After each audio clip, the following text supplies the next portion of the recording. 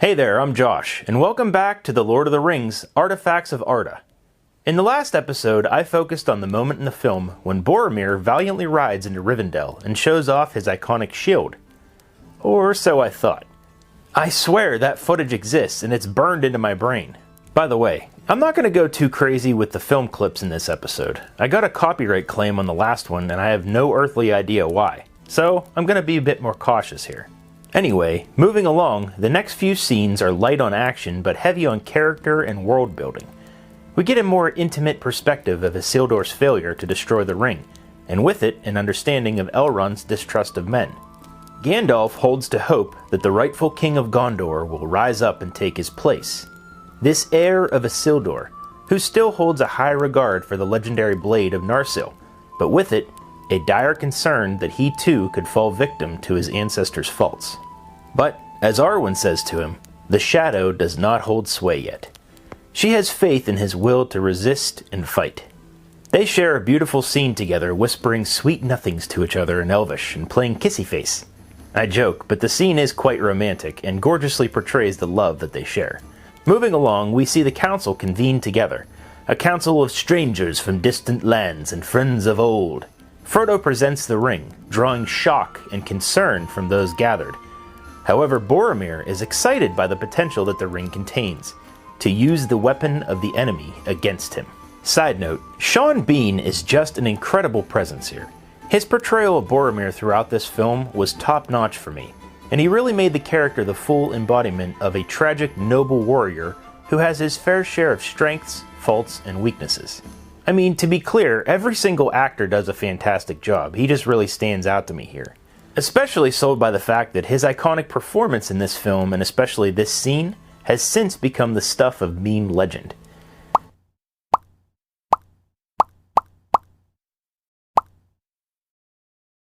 Anyway, a disagreement ensues between Boromir and Strider, with Strider saying that no one can wield the ring, with Boromir asking, "What does a ranger know of it?" Well, not one to sit idly by while full-on disrespect to his buddy is happening, Legolas lays the smackdown on Boromir with, "This is no mere ranger. He is Aragorn, son of Arathorn. You owe him your allegiance." Boromir responds at first with a combo of shock, disbelief, and reverence, then disgust that Gondor has no king. Gondor needs no king. Oof, just good stuff here. Regardless, the conclusion is made that the ring must be destroyed. Well heck, why wait? Gimli makes a brash, fruitless attempt to destroy it with his axe, which destroys his axe and knocks him on his butt. Another side note, I thought about making Gimli's axe here, because it is a memorable scene, but I decided to wait until a later, more iconic moment for Gimli's axe. Anyway, Elrond then reveals some embarrassment-saving info that the ring cannot be destroyed by any weapons that we here possess, and can only be destroyed by casting it into the fires of Mount Doom, where it was made. Well, Elrond, one does not simply walk into Mordor, so an uproarious debate ensues, revealing some people's inherent hatred and distrust for the others, and is silenced by a proclamation from a most unlikely volunteer. Frodo will take it. This valiant, selfless act inspires some others to volunteer as well, assuring Frodo, "You have my sword, "And you have my bow." and my axe." And of course, Frodo's loyal fellow hobbits will accompany him as well. And with that, the Fellowship of the Ring is made. We then see a brief scene of Aragorn visiting the grave of his mother and Elrond pleading with him to take up his rightful place and wield the Sword of the King. Speaking of swords, we then cut to Bilbo gifting some of his things to Frodo to prepare him for his journey, one of which is Sting, Bilbo's sword. This is the first time we get to see this iconic sword, and it's the basis for this episode. I'll be attempting to make Sting, and to get it as close as I can to what we see in the film. Now, since this is the third sword or blade that I'm making for this series, and it's a process that I've somewhat repeatedly explained now, I'm going to kind of breeze through some of the play-by-play explanation voiceover, and delve a little bit deeper into the backstory, lore, and design of this sword. I've got some work to do, so let's get to it.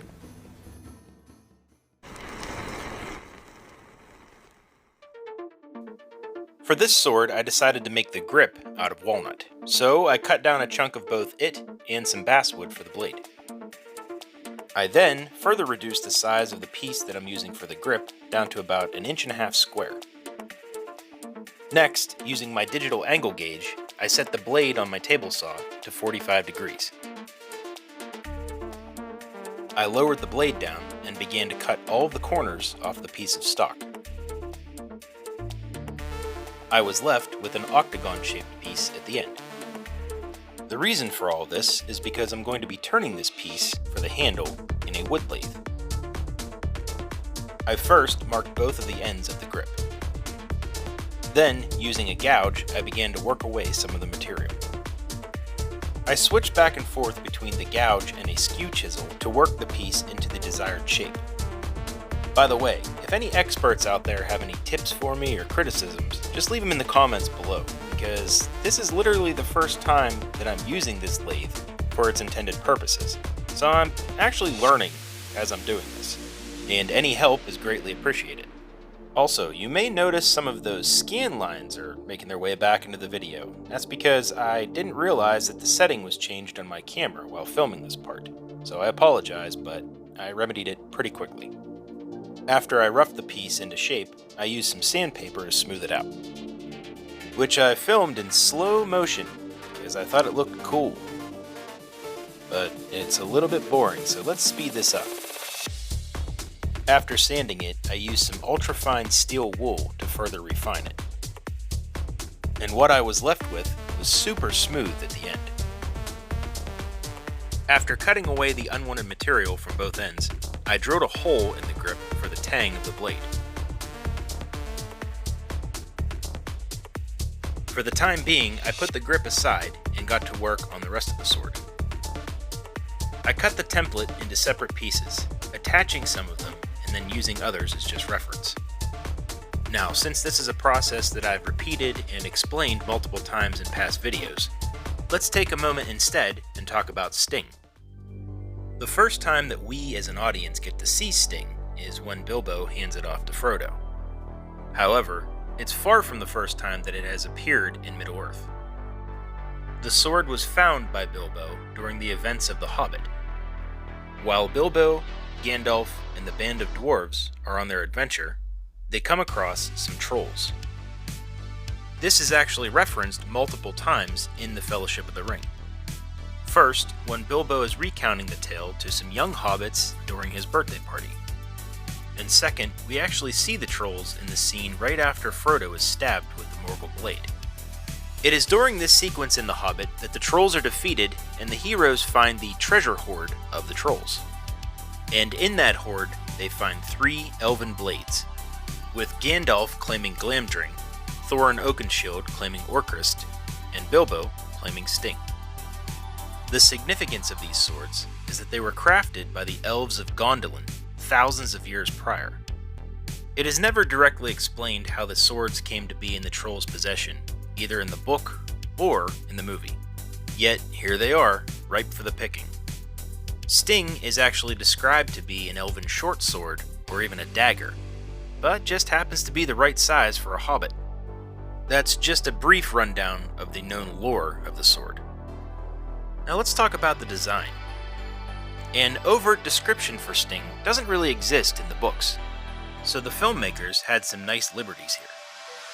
Sting was designed by a man named Daniel Falconer and was made for the film at the Weta Workshop in New Zealand by a man named Peter Lyon. If you didn't already know it, all of the weapons, props, wardrobe, armor, and sets were designed and manufactured at the Weta Workshop, and they are all amazing. The folks working at Weta have an insane amount of talent collectively, and heck, if I was ever fortunate enough to get a job working there, it would likely be a dream come true for me. Come to think of it, maybe this series of videos could be my resume. Anyway, my point is that the Sting that we see in the movies is nothing short of a beautiful work of art.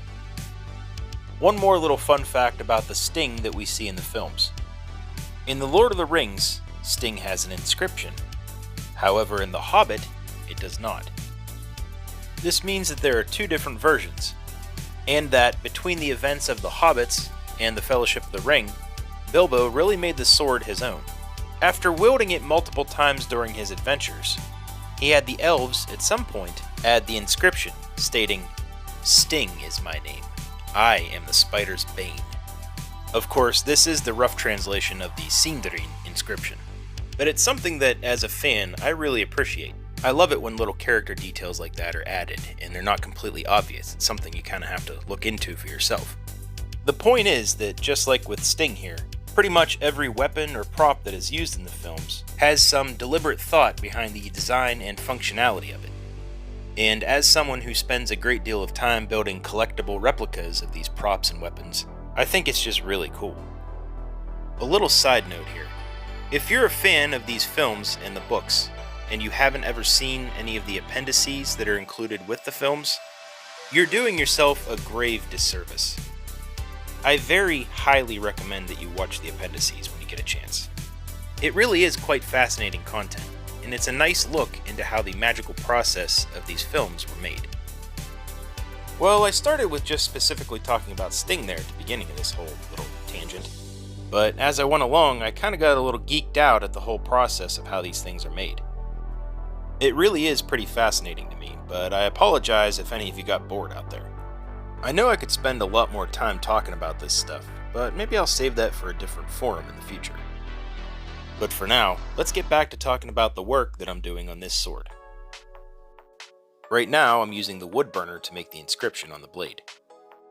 In all honesty, this inscription is actually supposed to be raised on the blade. That is, if you look at the official collectible replica that was sold on Weta's website. Other versions, like the one from United Cutlery, actually look like the inscription was laser etched. For mine, I actually did experiment a bit off camera, trying to make the raised inscription out of clay.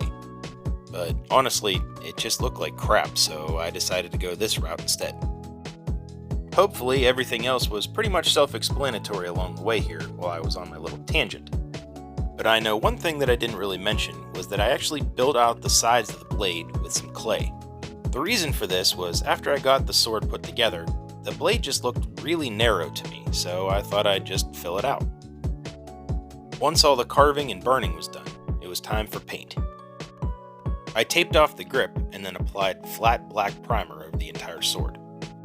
Once that was dry, I used a razor knife and an X-Acto knife to cut the design into the grip. My plan here was to peel away all of the unwanted tape to leave a stenciled design on the grip. This was definitely the most tedious and annoying part of this entire project. But once all of the unwanted tape was peeled away, I applied a coat of gloss black spray paint over the entire sword. And then I stared at it for a minute like a weirdo. Once the black paint was dry, I applied a coat of metallic silver over the entire sword. The reason for adding the gloss black before the silver was to really make the metallic aesthetic pop.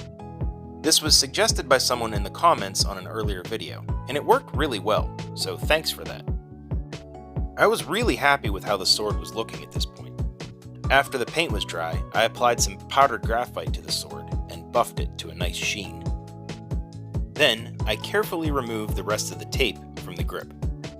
The masking didn't work as perfectly as I was hoping it would, but it still worked pretty well.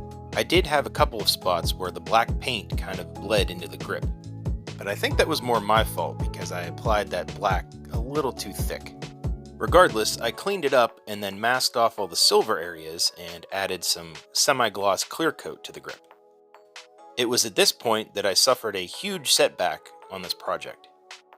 You see, what I was trying to do here was to add the blue glow effect to this sword, like we see in the films.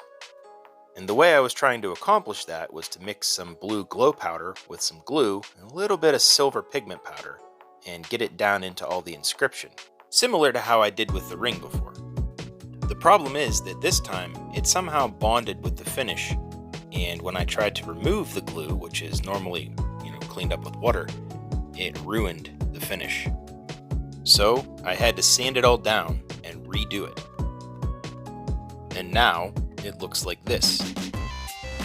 To be clear, I'm still quite pleased with the results on this sword. I'm just a little bit aggravated that I couldn't get it exactly how I wanted it. I wish I could have had the inscription raised on the blade, like the official replica from Weta. and the blue glow on the blade that is so familiar to us. However, I do feel that the end result is beautiful overall, and it'll be a worthy addition to the other collectibles as well. And who knows, maybe some of the magic of the elves made it into the sword after all.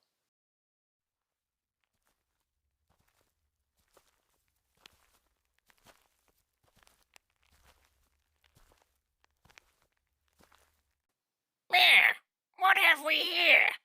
Not quite sure. Must be some sort of Elvish weapon. Well, what makes you say that? Well, they say they can glow blue when orcs are around. Yeah, but we're not orcs, we're goblins. Well, I'm actually half orc on my mother's side. Huh, you don't say. I had no idea. Yeah, not many people know that about me. Well, how does it work anyway?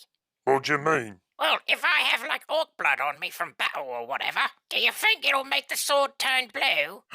That's a good question. Or, like, you know how our people are kind of cannibalistic and eat each other from time to time? Yes, of course. Well, what if I have, like, some undigested orc in my gut? Do you think that will make it glow too? Not quite sure.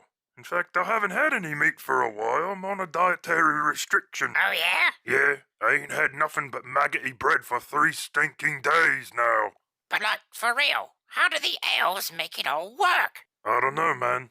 Those elves are a bunch of weirdos. You got that right. We better get out of here.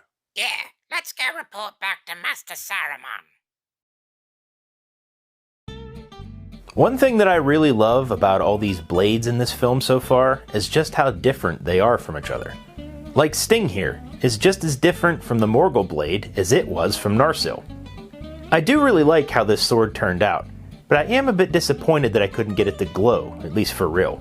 By the way, special thanks to my buddy Mike the Media Dragon for adding some glowing effects to the sword for the reveal. If you haven't seen his channel, go check it out. Maybe you'll get him to make another video finally. I hope you enjoyed this video, and please let me know what you think about the video, the sword, and the series. Or even your thoughts on life, your favorite color, etc. down in the comments below. If this is your first time on this channel, please be sure to check out some of my other stuff that I'll have pop up in a moment. That's it for this one. Thank you all for watching, and I'll see you on the next episode of The Lord of the Rings Artifacts of Arda.